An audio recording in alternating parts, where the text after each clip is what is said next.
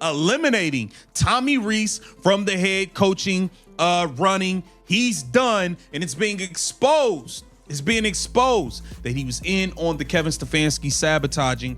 Great news for Shedeur Sanders as GM Andrew Berry and owner Jimmy Haslam are not playing games. They are eliminating any potential sabotagers away from the building. If there was a chance you was in on sabotaging Shedeur Sanders, you are being removed. Jimmy Haslam, the owner of the Cleveland Browns, has officially rejected Tommy Rees's request to be considered for the head coach position. Now on the surface, you might think, okay, maybe Rees just wasn't the right fit. But oh no, there's so much more to this story. According to sources close to the organization, Haslam didn't just turn down Rees because of his coaching credentials or lack of experience. No. Haslam uncovered something far more sinister. He discovered that Tommy Rees was directly involved in Kevin Stefanski's plan to sabotage Shedeur Sanders. That's right, folks. This isn't just about coaching decisions or philosophical differences. This is about a coordinated effort to keep one of the most promising young quarterbacks in football off the field, and Jimmy Haslam is not having it. Sources inside the Browns facility are saying that Haslam conducted his own investigation into what was happening with the quarterback situation, and what he found absolutely disgusted him. The owner realized that Rees wasn't just following Stefanski's orders. He was an active participant in the scheme to sideline Shedeur Sanders. Now let's talk about the most obvious piece of evidence in this entire scandal: the Dillon Gabriel situation. Week after week, we watched Dillon struggle on the field. The turnovers, the missed throws, the inability to read defenses. It was painful to watch. And yet, who was standing at those press conferences defending these terrible performances? Tommy Rees. I remember watching those pressers, and Rees would stand up there with a straight face and tell us that Dillon Gabriel was better at securing the ball and that he would make the most out of opportunities. Well, let me ask you this. Did Dillon do well? The answer is a resounding no. Yeah, I think it starts with taking care of the football. The difference in that game and that weather was our ability to have great ball security. Starts with the quarterback and the center on the exchanges. I thought all of our skilled players, the guys that were handling the ball, did a great job. The stats don't lie, people. Dillon Gabriel's completion percentage was mediocre at best. His decision-making was questionable, and the offense looked completely stagnant under his leadership. But Tommy Rees kept supporting Stefanski's decision, kept trying to convince everyone that Shedeur Sanders just wasn't ready. But here's the thing that makes this absolutely infuriating. Shedeur was ready. Everyone who watched the training camp practices saw it with their own eyes. Shedeur was throwing dimes in practice. We're talking laser-accurate throws, perfect ball placement, incredible decision-making under pressure. The training footage doesn't lie. Shedeur was hitting receivers in stride, threading needles through tight windows, and showing the kind of poise and maturity that you rarely see from young quarterbacks. His accuracy in training was absolutely, so why wasn't he playing? That's the million-dollar question, isn't it? And now we know the answer. Tommy Rees and Kevin Stefanski didn't want him to succeed. Let's dive deeper into this sabotage plan because it gets even worse. According to multiple sources, this wasn't just about keeping Shedeur on the bench. Oh no. Rees and Stefanski had a multi-layered strategy to ensure Shedeur would fail, even when he did get his chance. Remember Shedeur's debut game? They threw him into an absolutely impossible situation. The game plan was terrible. The protection schemes were questionable, and it almost seemed like they were trying to make him look bad. And you know what? That's because they were. Again, keeping the play alive. The fans love it, but that's what... Sources are now saying that Rees and Stefanski deliberately put Shedeur in positions to fail. They wanted to be able to point to his struggles and say, see, we told you he wasn't ready. It's disgraceful. It's unprofessional. And it's a betrayal of everything coaching should stand for, but it gets even worse. Let's talk about the offensive line situation. Shedeur Sanders never had access to the best possible offensive line configuration from the team. The coaches made sure of that. They kept rotating linemen, never giving Shedeur consistent protection or the opportunity to build chemistry with his blockers. Meanwhile, when Dillon was playing, he got the best combinations, the most practice reps with the starters, and every advantage possible. This wasn't incompetence, folks. This was calculated.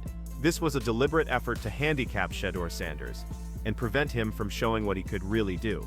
Now, here's where Jimmy Haslam becomes the hero of this story. The owner wasn't just sitting in his office counting money and hoping for the best. No, Haslam was paying attention, and he started to notice that something wasn't right with how the quarterback situation was being handled. Sources say that Haslam began his own private investigation, talking to players, reviewing practice footage, and consulting with football people outside the organization. And what he discovered shocked him to his core. Haslam realized that there were a lot of things going on in the background that the public didn't know about. There was a systematic effort to undermine Shedeur Sanders, and it was being led by the very people who were supposed to be developing him. The owner previously confirmed that the organization was making a plan to make sure that the team does better, and in the process of creating that plan, Tommy Rees has been exposed. Haslam now knows exactly what was happening, and he's not about to let the people responsible for this sabotage remain in positions of power. That's why Rees's request to become head coach was dead on arrival. There was absolutely no way Haslam was going to promote someone who actively worked against the team's success. Our fifth game. It wasn't like we were trying to make the playoffs. I think this year we not only added, and I'm repeating myself on purpose, really good players, but also really good people. And I think that core that Andrew has put together this year will help move us forward. We hope to have similar results this coming year. And if you needed any more evidence that this sabotage was real, let's talk about what Andrew Berry, the Browns general manager, recently admitted in his end-of-season press conference. 4 quarterbacks. That rep distribution may be a little bit different than what we had. And if you needed any more evidence that this sabotage was real, let's talk about what Andrew Berry, the Browns general manager, recently admitted in his end-of-season press conference. Berry himself confirmed that a lot could have been done by players like Shedeur or Judkins, but the coaches and coordinators failed them because of their own personal biases. Let that sink in for a moment. The general manager of the Cleveland Browns just admitted that coaches failed talented players because of personal biases. This is huge, people. This is an admission from the top of the football operations that the coaching staff let their personal feelings and agendas get in the way of putting the best team on the field. This is an admission that players were held back, not because of their talent or ability, but because coaches didn't want them to succeed. Berry's statement is essentially confirmation of everything we've been talking about. Shedeur Sanders had the talent, had the ability, and was absolutely capable of contributing at a high level. But Tommy Rees, working alongside Kevin Stefanski, made sure that never happened. With 4 quarterbacks, that rep distribution may be a little bit different than what we had. Looking back now, all the evidence was right in front of our faces. We just needed someone with the courage to connect the dots. And Jimmy Haslam did exactly that. Think about all the press conferences where Tommy Rees defended the indefensible. Think about all the times he made excuses for poor performances while one of the most talented young quarterbacks in football sat on the bench, completely healthy and ready to play. Think about how Rees talked about Shedeur not being ready, even though everyone who watched practice saw him throwing absolute lasers and making NFL-level throws consistently. The cognitive dissonance was astounding, and here's what really gets me. Rees and Stefanski were willing to sacrifice wins, willing to sacrifice the team's success, all to serve their own agenda. That's not coaching, that's sabotage.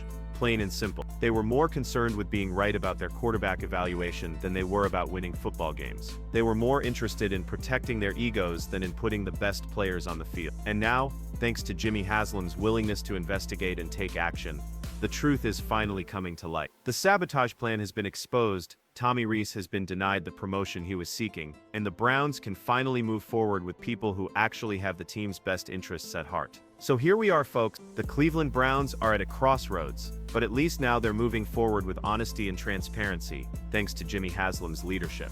Tommy Rees is out of the running for head coach, and honestly, he's lucky if that's all that happened. The way he participated in this sabotage plan should probably cost him his job entirely, if you ask me. Shedeur Sanders, meanwhile, finally has a chance to get the fair shake he deserved. With the saboteurs exposed and hopefully on their way out, maybe we'll finally get to see what this talented young quarterback can really do when he's not being actively undermined by his own owns. This story is far from over, and you can bet we'll be following every development as it happens. What do you think about all this? Was Jimmy Haslam right to reject Tommy Rees? Should Stefanski be on the hot seat too? Let me know in the comments below.